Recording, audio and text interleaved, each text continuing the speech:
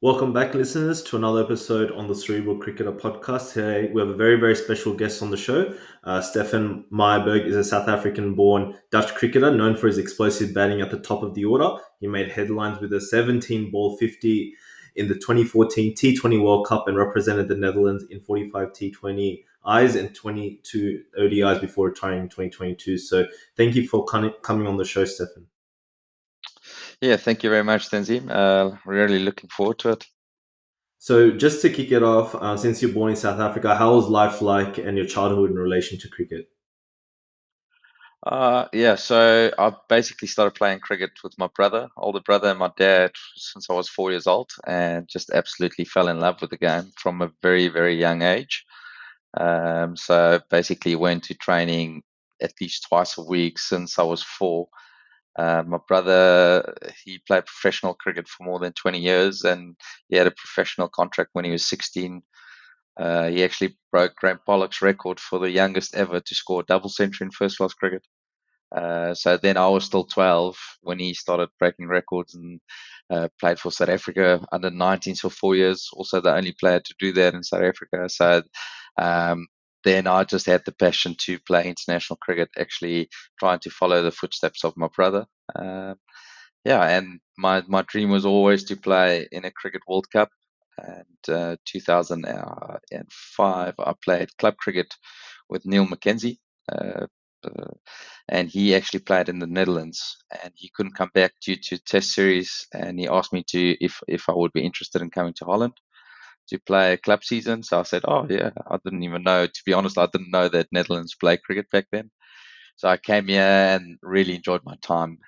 Basically, came back the next season, and then the third season, I got approached by the Dutch national coach then, um, who wanted me to play for Holland, and I didn't know it was possible. And he said, under the ICC rules, if you stay in the country for long enough, for 4 consecutive years, you're actually allowed to play for them. And there was a World Cup in the waiting. So yeah, basically my boyhood dream I wanted to realize. And in South Africa, I was just playing first class cricket, wasn't getting close to the South African team then. So I just made the step over to the Netherlands. Amazing story. And from when I was doing my research, it seems like you opened with Devon Conway and Neil. Also played with Neil Wagner in the domestic scene in South Africa. So, how was that experience like? Yeah, indeed. So Wagner and I, wow, we go back a long, long, long time. Actually, he played also with us from Northern Sunday 11. So literally for 30 years ago.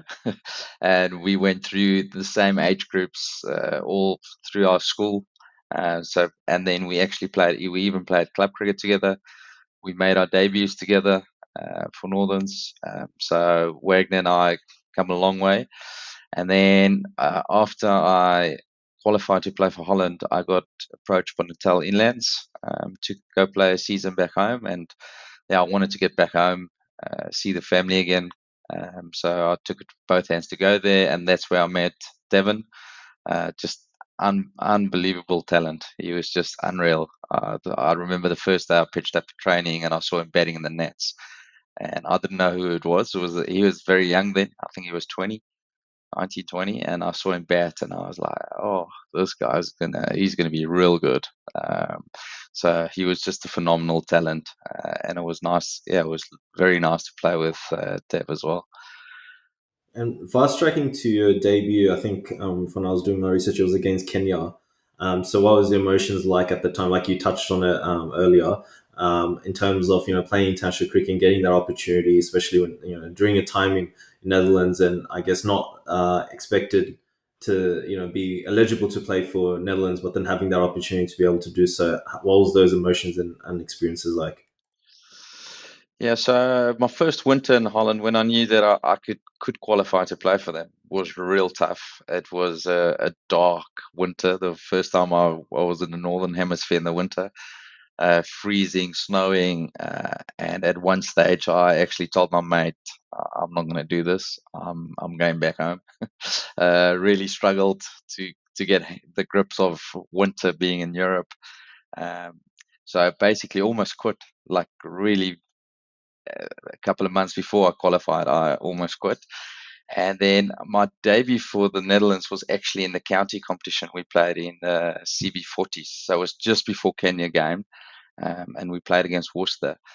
And I remember my brother came, my sister came, they both came and watched. We were 2 wickets down before I even faced the ball. So I just got extremely nervous and ended up getting probably one of my best 50s I've ever had. It was just everything was just hitting the middle of the bat, and unfortunately got run out. And then played against Kenya. I think it was a couple of weeks later, or maybe a month or two later, and then making your international debut. But yeah, it was for me. Then it was easy to go back and say, "Oh, um, that what I went through in that winter was absolutely worth it." For me to play international cricket, that was my dream. So everything I went through before that, just yeah, it was almost a blur. It was such a nice feeling, rewarding feeling of all the hard work you've put in since you were 4 years old to realize a dream. So yeah, it's almost a feeling you can't really explain, to be honest. And with your sort of performances, you're known as a hard hitter, flamboyant sort of left-handed batsman. Is that something that you've always had that aggressive mindset as you were coming through the ranks, or is it something you sort of develop later down the line? I just want to know that relationship you've had with aggression and intent when it comes to your batting. Yeah, at school I was always aggressive, but I won't say as aggressive as I did play when I played international cricket.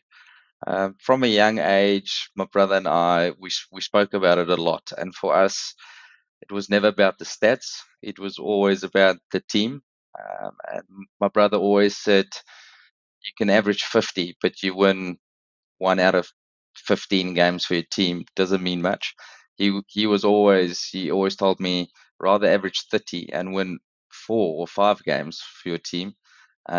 So for me, it was uh, being an attacking batter coming into the Dutch team. They actually needed someone at that stage that can, wasn't very professional back then. And they just needed someone to try and get them off to a good start. And it was literally, I got told that is my job. Uh, if I don't score many runs, it's fine as long as I try and whack the bowlers up front. The coach was happy. So in hindsight, I always thought if I batted probably a little bit more within myself, I could have had a lot better stats.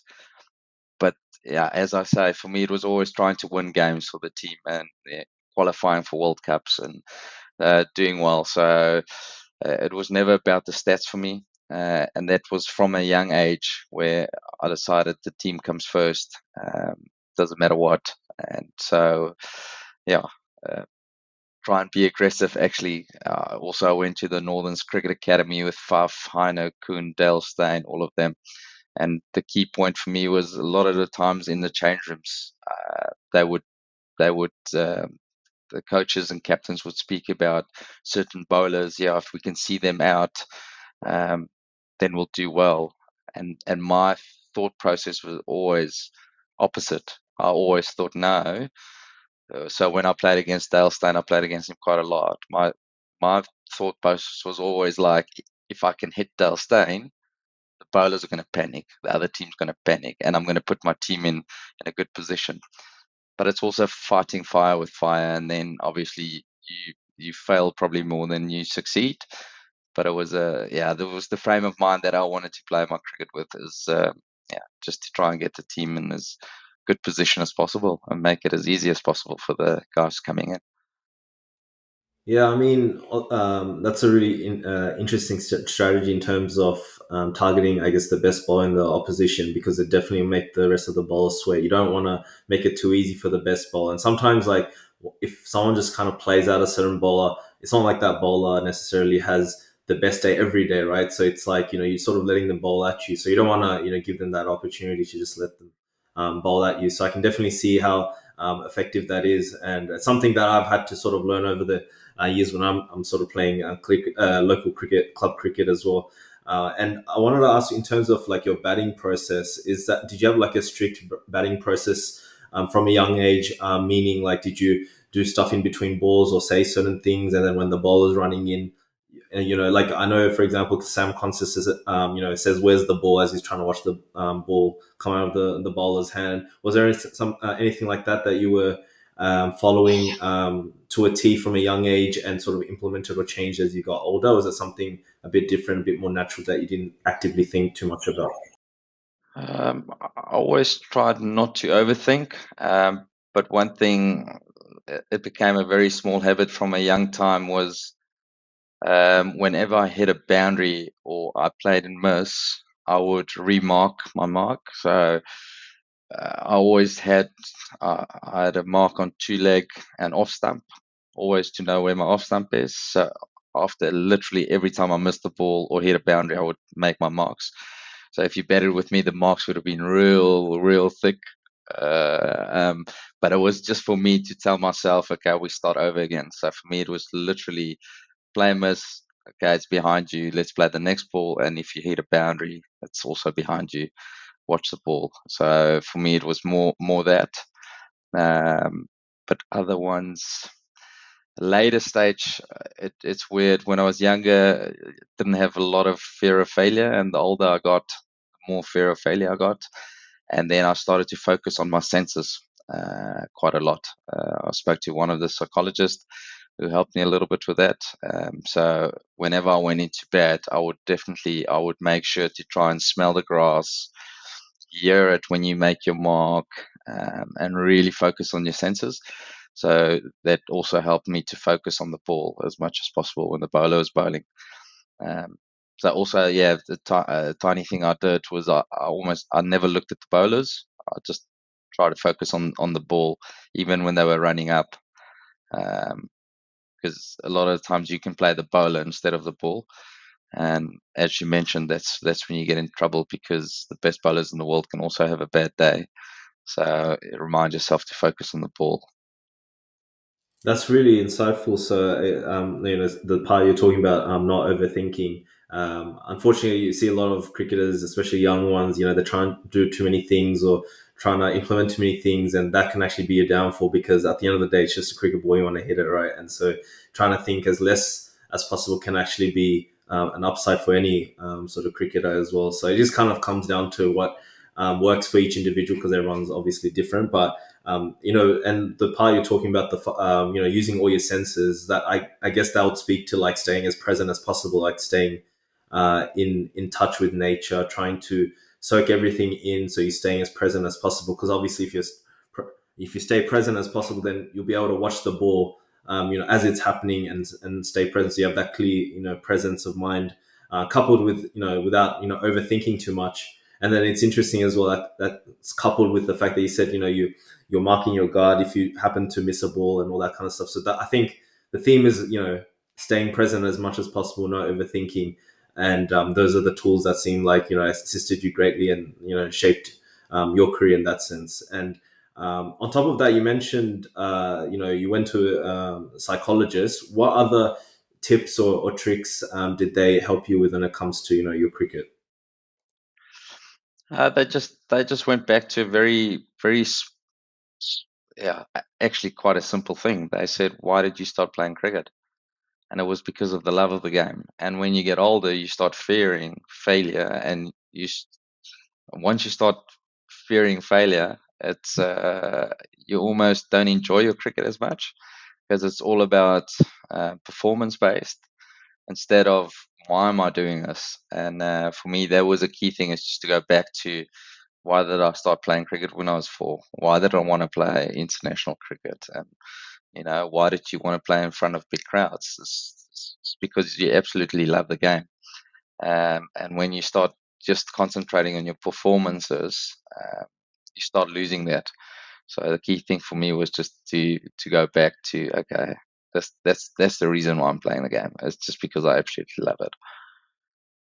Yeah, and that kind of reminds me as well, like, the theme of fear of failure. Like, a lot of people, a lot of people go through, certain traumas, certain triggers. And so if, for example, they have that fear of failure, might be because they don't want to, let, I don't know, their family or parents down when it comes to, doing badly one day, that the parents might take them to the cricket and not don't want to let them down because maybe they have a busy schedule, and they've taken time to take the child to the game and the child's let them down. And so maybe triggers like that can be detrimental. And so I guess having that self-awareness is really important in terms of figuring out like why do you feel, or why does someone have this certain trigger when it comes to having that fear of failure. So kind of redirecting it, addressing it, finding solutions to it, and sort of finding what makes you love the game so much is obviously important, because you want to have the best mindset for every innings. Essentially, if one wants to do really well, or do the best they can. And so, fear of failure obviously can hinder that. So that's really, really insightful in that sense, especially when it comes to your career. And I want to jump into like the T20 World Cup in Bangladesh and give a bit of context. My background is I'm Bangladeshi Australian. So it was a really interesting World Cup. So I was following that really closely. And that was a very, very impressive World Cup from Netherlands. Very exciting. So much, highs and lows and emotions I can imagine in that World Cup. So I'd love to kind of unpack. I think it was the first game, the victory against UAE, where he scored 55 of 36. What was the preparation like going into that World Cup? Because obviously Bangladesh is known for slow, low turning wickets. Was it something radically different to what you're used to maybe in South Africa and as well in Netherlands? And how did you adjust, and what sort of trainings did you do it? And what do you feel allowed you to do well in that first game against UAE? Yeah, there I have to give a lot of credit to our coach back then, Anton Roo. He coached a little bit in NZ. He coached at Sri Lanka. He was in Northamptonshire, so he's been around, and he's also helping the Proteas currently. He really took us through our paces. The preparation was, yeah, it was something I've never experienced before. At that stage, I was thinking this guy is killing us.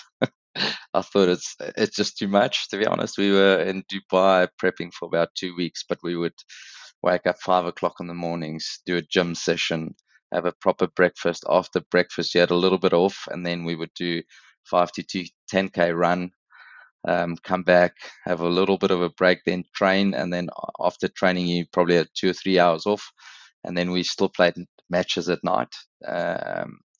So it wasn't every day, but there was like almost every second day, and I was like, "Oh, this is too much. We're going to a World Cup. The guys are going to be tired." But he just made sure that we really got our loads in. And as soon as we got to Bangladesh and in the prep phase, we still have time. We just tapered down completely. And for me, I was always actually more offside player. I wanted to, from legs, balls hitting leg stump, I would hit through covers. And we got to Bangladesh, and I tried that a lot. But with the wickets being a little bit slower and lower, actually using the pace hitting through the offside was a lot tougher. So I would say I actually changed my game plan literally a week before the World Cup, where I started just going extra throws. I would do so much in Bangladesh as well, and just changing my game to hitting a little bit more across the line to the leg side, um, where you got to generate the pace because there wasn't a lot of pace on the ball. So I changed quite a lot, literally just leading up to the World Cup. But the team environment was just unbelievable. There was so much belief. Anton really gave us so much belief. Wrote everyone a personal message, and we were a very close knit team. And we honestly believed that we could upset a few big teams. And yeah, it was a World Cup that for the Netherlands probably still until today is probably the best they've performed. And I think it's purely because of the way we went about our prep and how close we were and the confidence we had as a team to perform. And in the, I think it was the second game. It seems like there was a last ball loss to Zimbabwe. So there was a great win against UAE, and then the next game is a last ball loss to Zimbabwe. I can imagine like how that would might make a team feel like it might be an agonizing loss, will be a bit of a heartbreak. So walk us through that game and how the team took from that and regrouped. Yeah, definitely a heartbreak situation. because we had Ireland in the third game, and I reckon before that World Cup we haven't beaten Ireland for a few years, if ever. So it was always our bogey team, Ireland, and so we knew when we lost against Zimbabwe, we're going to have to beat Ireland, and we're going to have to beat them well to go through. So, and I think Zimbabwe actually hit a six of the last ball. They hit it straight for us to lose. So it was, yeah, it was absolutely heartbreak.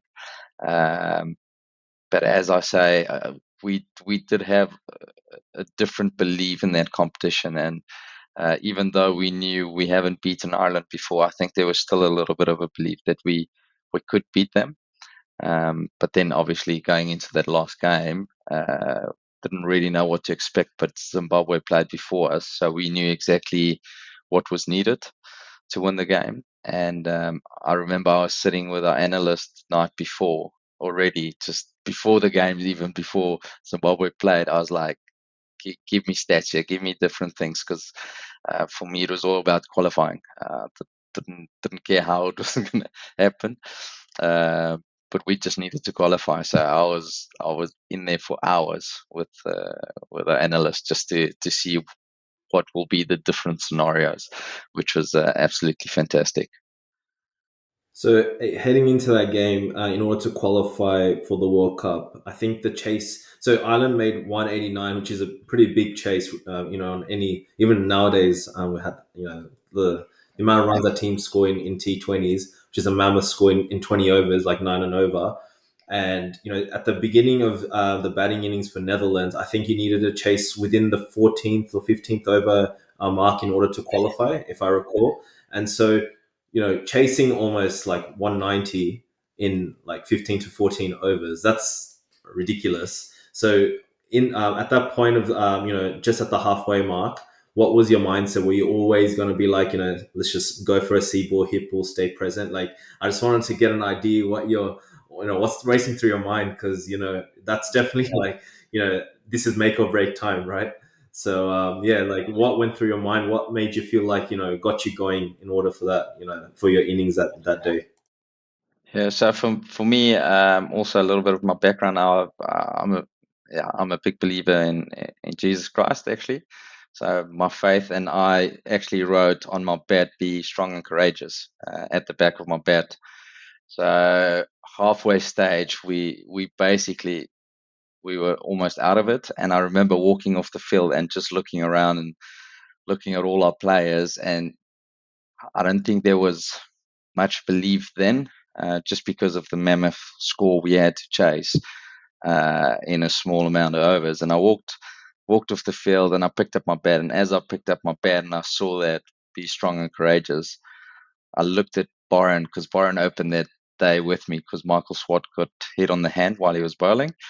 And I looked at him and I said, "We've got this." And Pete, like, almost like, well, he almost like looked shocked. He's like, "Well, what do you mean?" I was like, "We've got this. We're gonna qualify today." I just had like such a peace feeling, actually, before I went out to go bat, and it's a weird feeling that I could never describe to anyone. But as soon as I picked up my bat and I saw that "Be strong and courageous," I was like, okay, this is going to be a good day. I had a absolute fantastic feeling about it, and I just think our power play then, it gave so much hope to the rest of the players, because I think when we walked off, not a lot of the guys really, really believed, to be honest, that we could make it, because it was almost the impossible feat, to be honest.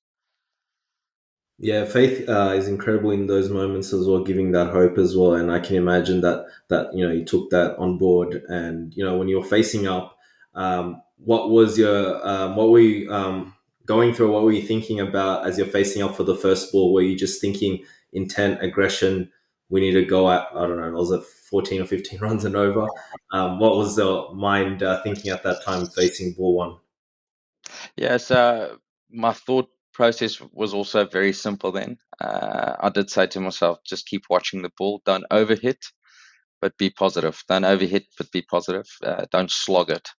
Play good cricket shots and look to score as many as possible in the power play. Because yeah, Byron faced the first over was spinner bowling. So Byron went into bat and he faced the first over and he got a boundary off the first ball. And then we just said, we're just going to keep going. And the nice thing is, then you couldn't have fear of failure because if you don't score the runs, no one's going to blame you. We were also in a good position where we had absolutely nothing to lose, which also makes it a little bit easier when you bat. But yeah, like we we wanted to qualify, so there's obviously still a little bit of pressure. But for me, it was just literally don't slog it, but be positive and yeah, try and hit as many boundaries as possible, especially in the power play. And in the second over, I think it was against McBride, you hit three consecutive sixes. And was that something deliberate where you were trying to target him, or was it just something that you were speaking to just now about, being positive and making sure you're doing the fundamentals correctly and not trying to, overhit and all that, and that facilitated those back-to-back sixes? Yeah, it was. I remember all three of those shots were actually slog sweeps, um, and they had a square leg and a long on, but no one had cow corner, and it was the shorter side of the field as well. So it was also a little bit premeditated. Like that's the area we're going to try and attack. Um, so and he was trying to not give me too much width because Ireland also knew me as a guy that absolutely loved the offside. So he tried to bowl straight, and I just thought with that field, um, it was almost a low risk target to go um, because I wasn't the biggest slog sweepers to be honest before then. But as I mentioned, like literally that week of prep in Bangladesh, I started doing it. So it was never really uh, in my game plan before that. We, we went there and we saw the wickets a little bit slower. So that prep just helped me then to execute basically. So it's interesting because they would have obviously seen footage and know that you favor the offside, and so that preparation that you're talking about, working hard, Dubai, and then a week prior to the qualifier starting, because of all that hard work, it sort of came out and facilitated those moments where I guess you really needed it. Where I'm sure, as you said, like they were planning to put fielders on the offside, but then you took a different route what they probably didn't expect. So it goes to show, like sometimes all that hard work someone puts in, you don't know when it's going to really count until it sort of happens, and it might be just muscle memory and just staying present. It just kind of becomes a flow state essentially. And when you hit those consecutive sixes, did you feel like adrenaline rush? Did you feel like, okay, I'm in the zone? Your mind's firing. You feel like you're seeing the ball a little slower, a lot better. Like I assume the crowd going wild as well, like from the highlights when I was watching as well. I'm sure that would have helped as well. So do you feel like those things like got heightened in that moment? Yeah, definitely. There was a massive adrenaline rush, obviously, and the target was also always to get the runs within the overs. So there's adrenaline rush, almost no fear of failure, nothing to lose. So it definitely helped me. But there was and the crowd was phenomenal. You're playing in your first World Cup game, and you come from playing for the Netherlands, where you have probably 50 people watching the games. It's probably only family that comes and watch the international games where Holland plays. To playing at a World Cup where the TV's on you, big crowds. So definitely adrenaline absolutely kicked in. And those, I think it was the third over where you hit also another three consecutive sixes again. I don't know if that's some record, to be honest, but with against Cusack, was that something as well? Like you targeted a certain part of the boundary, or certain part of the field in order to hit those sixes, or was it just kind of trusting your game, allowing it to flow?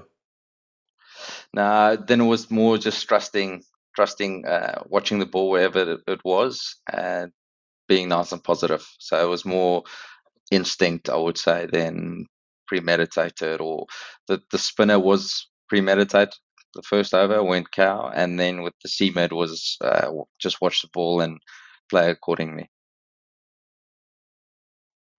And as well, I think the first fall of wicket was Peter Bourne, one for 91 in the fifth over, or literally the sixth over. It was pretty incredible. And then, the next over he got dismissed as well. So at that period, how did you feel? Like, I think you hit a few boundaries leading up to it. Were you like targeting, okay, I want to, go for that century and take the team home? And what was that mindset in that period towards the back end of your innings? And what was the feelings like after you did get dismissed? Did you feel a little down, or maybe you wanted to take the team home, or did you feel like I'd sort of allowed a good start for my team, and hopefully the because obviously cricket's a team game, and the rest of my teammates can take the game home. Yeah, for me it was. I felt like I was seeing the ball so well, and I was hitting the ball so well. A lot of the balls just kept. Yeah, it's strange when you have one of those games where almost everything just hits the middle. You obviously want to win the game for your team. And to be honest, I think the ball I got out with was probably the worst ball I faced the whole day. It was a absolutely half tracker, and I actually timed it quite well, but I hit it too low. The field just spread after power play, so I was almost more thinking about hitting it into the gaps and trying of going for the six again. So if I played in the power power play, it would have probably helped me because then I would have tried and hit a six. But because the fielder was out there, try to hit it more into the gap, and I just timed it straight to the fielder, and obviously massively disappointed because I've always believed that when you're in, you've got a chance and you're batting well, that you have to try and win the game for your team. Um, I was uh, I was positive that the rest of the guys can definitely do it, but yeah, obviously also disappointed that I didn't do it for the team until the end. And thankfully for Netherlands that day, like Baresi and Tom Cooper were there to kind of steer, and they put up like amazing performances as well. It's pretty incredible, like having four batsmen, out of the top five basically, or top six of your team, all going at almost like 180 strike rate above, which is pretty incredible, especially in today's day and age as well, right? So, what was the emotions like when Netherlands won the game, and you're at the in the locker room or in the change room, kind of celebrating the victory? What was the emotions like? Knowing that you qualified and getting home, in such a outstanding way. That must have been one of the best or cherished memories of your international career, I'm sure. Yeah, no, 100%. Cooper is just hitting the ball so clean and so far, and I think I was lucky to face 17 balls, and I think it was the second fastest 50 in World Cup history, basically. And if he didn't go out, he would have broken my record. I think he had 40 odd or 15 balls.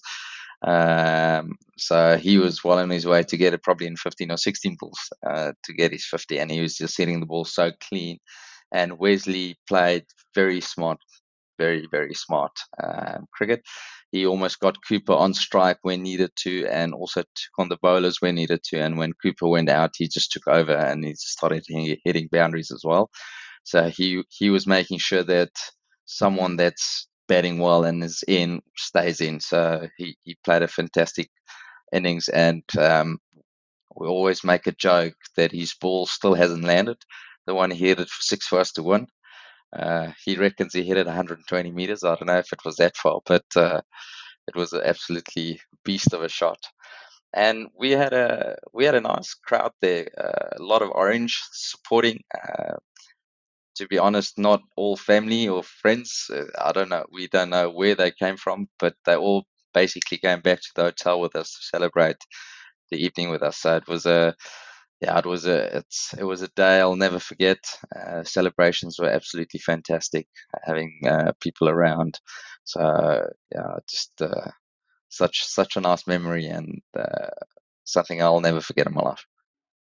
And not too long after you played South Africa. So, what was the confidence in the team leading up to that game? I'm sure, obviously, that win against Ireland would have done a huge amount of confidence in the manner that Netherlands had won that game. What was the approach and mindset going into that game against South Africa? Did you sort of plan accordingly, have a batting strategy to certain bowlers, and have an approach before that game? Yeah, so for us, there was, as mentioned, like Anton really gave us that belief that we're going to shock a couple of teams, and we honestly did have that belief. And then we came from a massive high, smashing Ireland, to getting absolutely rolled against Sri Lanka the first game. And I remember I got so much abuse on Twitter. So I actually stopped Twitter. I had a good chat to Hashim Amla back then, and he's like, "Get off social media. It's not going to do you well." Um, from people like absolutely loving you, everyone sending you messages, getting rolled against Sri Lanka, and then just "Oh, you're so bad. You did it against the associate team. You were lucky." And I was like, "Oh, that's bad." And I think it was also a good thing that it happened to us, because we realized, okay, we're going to have to play really well to beat the big guns. And then we played very, very good cricket. We got very close against New Zealand. Played fantastic cricket against New Zealand. Kane Williams, I think, got a few, batted nicely. And McCullum, and then playing against South Africa, for me, it was playing against mates. I grew up playing with Faf and AB since literally under nine. Played with them every year. I knew them so well, good mates with them. I would see them weekly, have barbecues, play golf together. Dale Steyn actually, he dated my sister, so he lived with us for 4 years. So he was a good mate of mine. The Morkel brothers, very close friends with them. So playing in South Africa, it was a weird feeling. I walked out to bat, and you playing against friends. It almost felt like that competitiveness from school, because I didn't go to the same school as Faf and Abby, but I played against them at least twice a year for school cricket. So you just played against them, and there was back to that competitiveness. But for us, there was also a big belief that we can win it. And to be honest, from Ireland being one of the best experiences of my life, to South Africa probably being one of the worst experiences of my life, just because I got a 50 against them, and it felt like that was probably my best innings of the whole World Cup. And I remember we were 90 for two, absolutely cruising. We're 90 in 10 overs or 9 overs, chasing 145, and we lost the game. And I played a terrible shot to get out to Duminy. I charged down the wicket, and the bat slipped out of my hands. I kept sweating, and I kept asking for gloves. And it's also something we learned. We didn't know about it, but so our 12th man had all the gloves outside, ready to run them on. But it was getting so dewy that the gloves outside, every time you got gloves, they were still wet. It's like, what is going on here? Um, because he wanted to be quick to get it to you, that didn't realize that on the side it was just getting wetter. And but I still played a terrible shot, and bat slipped out of my hands, went everywhere, and I got bowled.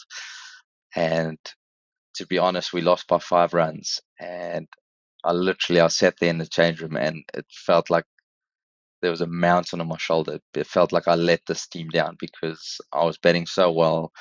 I know the players. I faced Dale Steyn every single day of my life, so it felt like this is the game I could have won for my team. And it felt like I was the person that lost the game, no one else. So I literally went from the highest of highs to the lowest of lows against South Africa. I was proud with how I batted, but extremely disappointed that I didn't win that game for the Dutch side.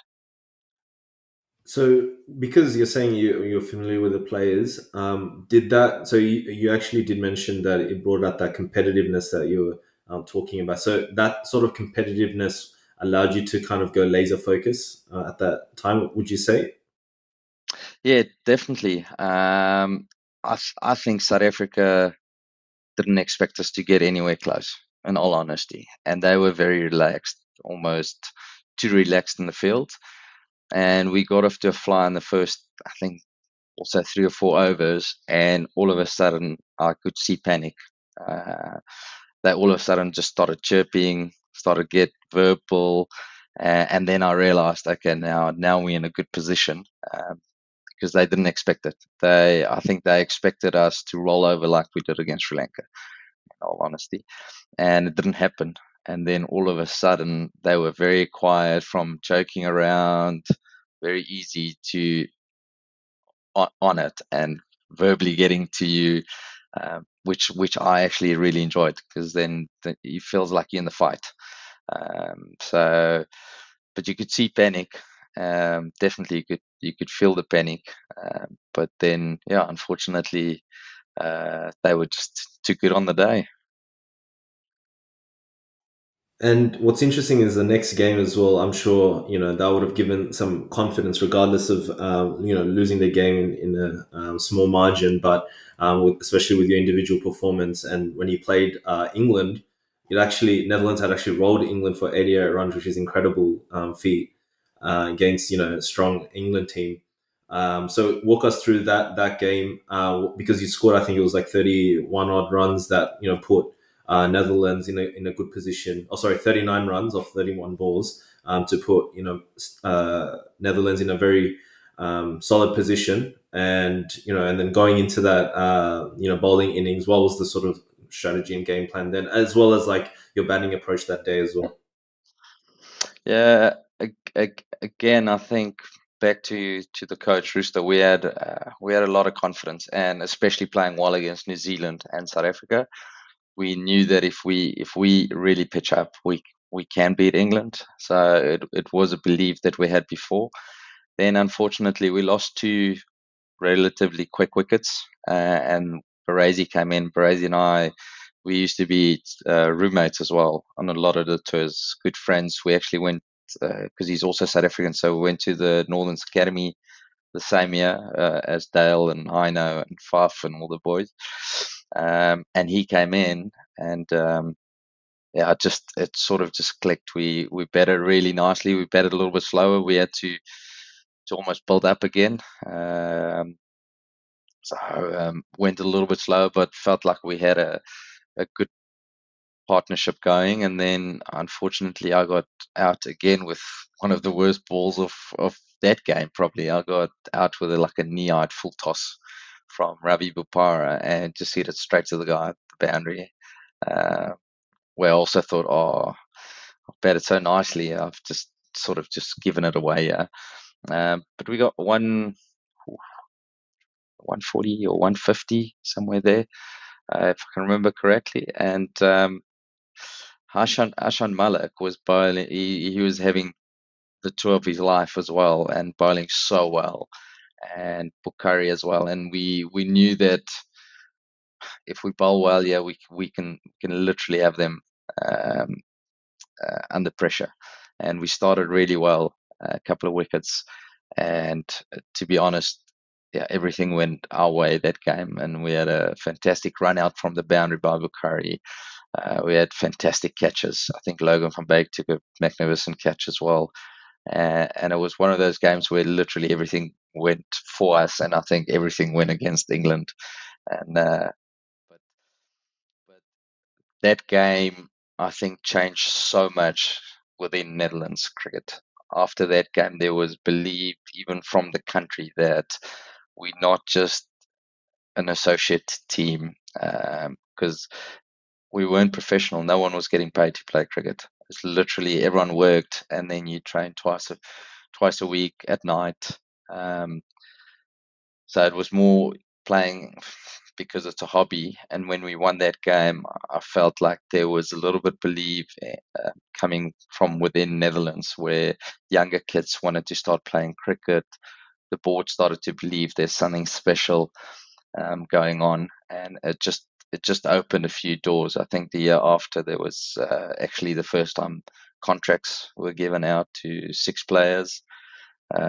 So we never had a lot of contracts, but then at least something. So it really sparked something in the Netherlands, which is fantastic. Yeah, that's amazing. And you're talking about your dismissal as well. Like cricket's such an interesting leveler. Like you might play, the best balls for boundaries and then get out to full tosses or something like that. Like I was watching some of the highlights with Bangladesh and Sri Lanka, the T20 series that was happening, and Litton Das was looking so good, and then he gets out to some rubbish leg side delivery that he hits straight to a fine leg fielder. So yeah, cricket can suck for a batsman sometimes because you don't get a second chance to redeem yourself in that innings. But I know that you've been so generous with your time. You've got like about 5 minutes, so I'm gonna jump to maybe last two questions, and I might jump to the T20 World Cup in Australia because I live in Australia. I live in Sydney and Melbourne, so I followed that World Cup obviously closely. I went to the games and all that kind of stuff. So I know that Netherlands defeated Zimbabwe, but I wanted to focus on the memorable victory against South Africa, where he scored 37 off 30 balls, and I think he took an important catch of Markram as well, which was very went very viral at the time as well, in the manner that it happened. So walk us through, very briefly, that period, the preparation leading up to that game, and South Africa again. So I'm sure you're feeling the same feelings of playing against some players that you've played against before and know of from when you were younger. So yeah, walk us through that little period there.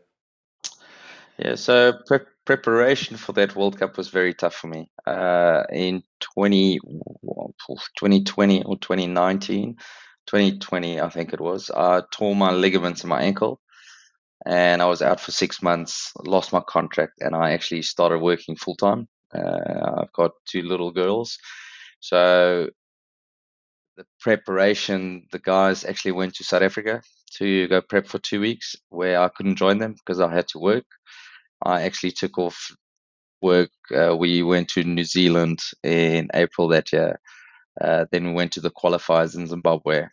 So I used up all my holidays already and I had unpaid leave as well. And I told the coach, listen, I have to get there as late as possible. And I literally got there, I think, 3 or 4 days before the first game.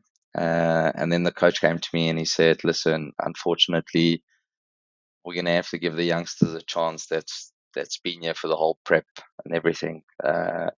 So we're not sure if you're going to play, which was tough to hear. But I could understand it. I could understand the position. So I didn't play the first few games, and watching the game from the side, you always feel like, oh, I wish I was out there. Maybe I could have done this. Maybe I could have done this. But obviously it didn't happen. And then got a chance to play, obviously, against South Africa in the last World Cup game. And I knew the night before I went to the coach and I said, listen, it's time. It's time for me to hang up my boots. I've got a family. I've got a full-time job. And I can't do both. And to be honest, I can't perform at this level the way I want to by training once or twice in the evenings by myself, because that's literally what I did.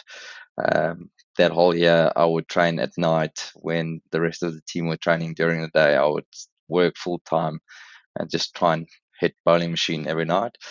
And I told him, for me, that's not fair towards the youngsters who's putting in all the hard yards for me to play, and then I don't get to train. And I said also it doesn't feel right because I won't be able to be very consistent at this level, only training twice. So going into, I felt a bit unprepared, completely opposite to basically 2014 World Cup. But you still believe in yourself. You still believe that you're capable of winning games for your team. So, and then going into that game, South Africa, I think before the tour, one of the favorites, I won't say the favorites, but definitely one of the top three probably sides. And coming from South Africa, where it's been tough on them for so many years, being called the chokers. I always had a soft spot for South Africa. I still do, actually. So when we played that game, you try and beat them. You want to beat them, 100%. But I remember when we won the game, Rolf van der Merwe and myself looked at each other and we just said, what have we done? Because we knew South Africa were out. And we looked at each other and we're like, what have we done here? It almost felt wrong at that stage. But when we sat in the change room, it was satisfying to finish your career on a high against a team that was a very good team, and also an innings where you helped your team do well. So for me, it was almost like the perfect ending. Um, to finish it also off against South Africa, it's something very special and something I'll treasure forever. Yeah, incredible insights, and thank you for sharing them. And I know you have to head off in the next minute or two, so I'll wrap up by just asking you two questions real quickly. Like, who was the toughest bowler you faced? Pacer, and maybe one spinner. And who's the best batsman you've seen, like you've played alongside or played against, where you thought, wow, like this guy's on a different level as well? To be honest, bowling wise, I faced him a lot, so many times, but Dale Steyn was just phenomenal. He could swing the ball at serious pace, and he was just very smart. And also, one of the toughest spells I've ever faced was Trent Boult. I thought he was also phenomenal, and he's still playing around the globe, everywhere, and bowling really well. And then spinners wise, Harbhajan Singh. I thought he was a good bowler. Faced him a couple of times, and then Imran Tahir, also that played for South Africa. Unfortunately, I never got to play against Australia. I would have loved to play against Australia, but it so worked out that I never did. But those bowlers were phenomenal. Batting wise, I played with AB so many games and Faf, and I always thought they were just. It was so nice to bat with them because you felt like you could bat with so much freedom because they're also going to score runs off the bowlers whenever needed. Um, but I must be honest, and yeah, it might sound weird, but I think the best batter I've seen was my brother. He was just unreal, and I think um, due to a lot of injuries, he had knee operations, ankle operations, and at one stage he was close to qualifying for New Zealand, and I know he got a couple of calls that he's going to play Test cricket, and he gave it up to go play in England because he got married, and his wife had a very good job in England. And my brother always said it was also his dream to play international cricket, but his dream was to play for South Africa and not just international cricket.